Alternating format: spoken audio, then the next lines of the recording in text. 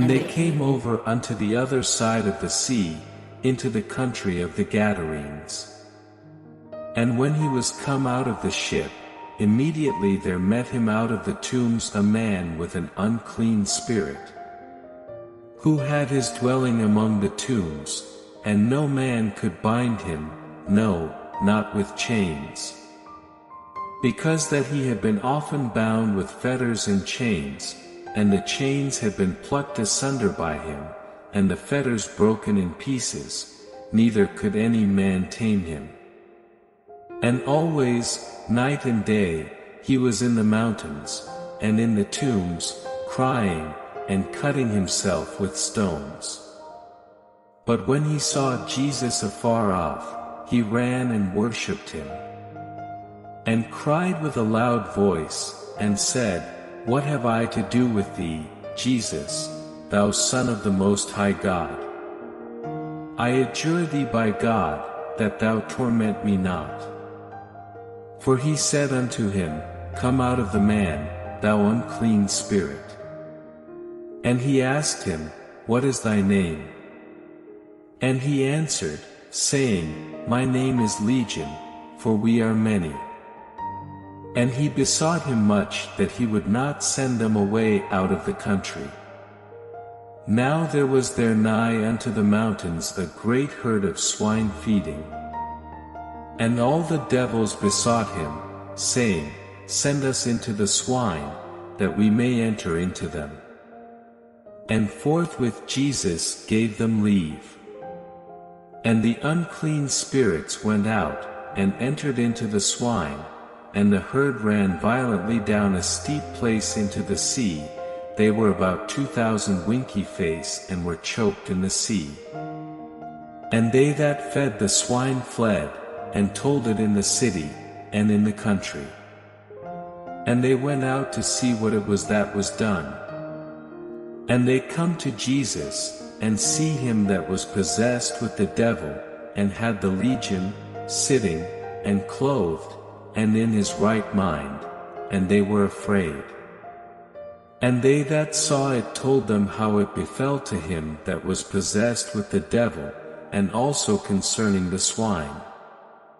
And they began to pray him to depart out of their coasts. And when he was come into the ship, he that had been possessed with the devil prayed him that he might be with him. Howbeit Jesus suffered him not, but saith unto him, Go home to thy friends, and tell them how great things the Lord hath done for thee, and hath had compassion on thee.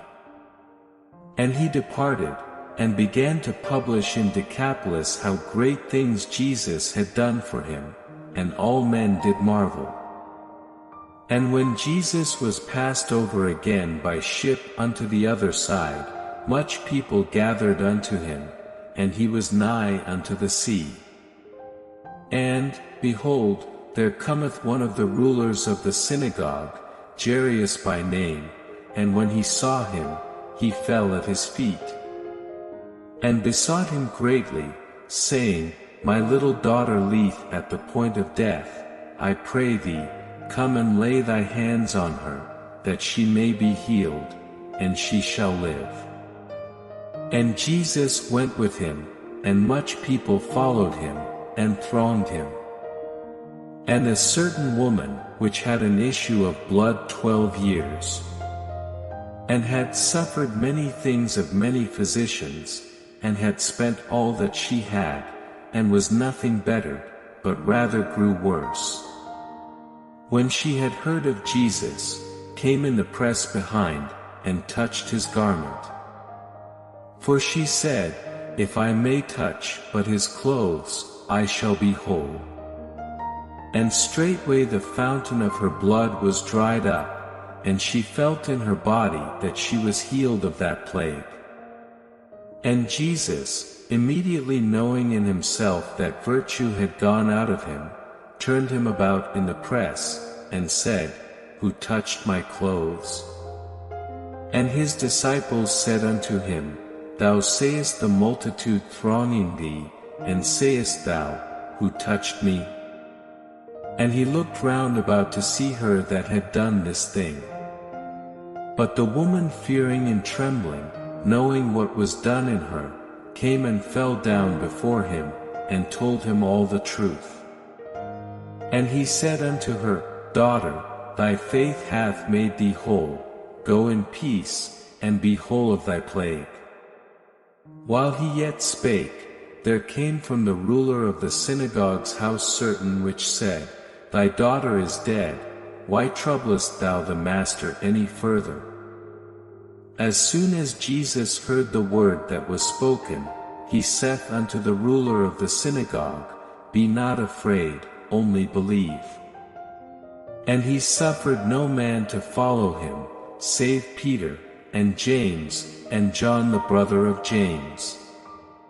And he cometh to the house of the ruler of the synagogue, and seeth the tumult, and them that wept and wailed greatly. And when he was come in, he saith unto them, Why make ye this ado, and weep? The damsel is not dead, but sleepeth. And they laughed him to scorn. But when he had put them all out, he taketh the father and the mother of the damsel, and them that were with him, and entereth in where the damsel was lying. And he took the damsel by the hand, and said unto her, Talitha cumi, which is, being interpreted, Damsel, I say unto thee, arise. And straightway the damsel arose, and walked, for she was of the age of 12 years. And they were astonished with a great astonishment. And he charged them straitly that no man should know it, and commanded that something should be given her to eat.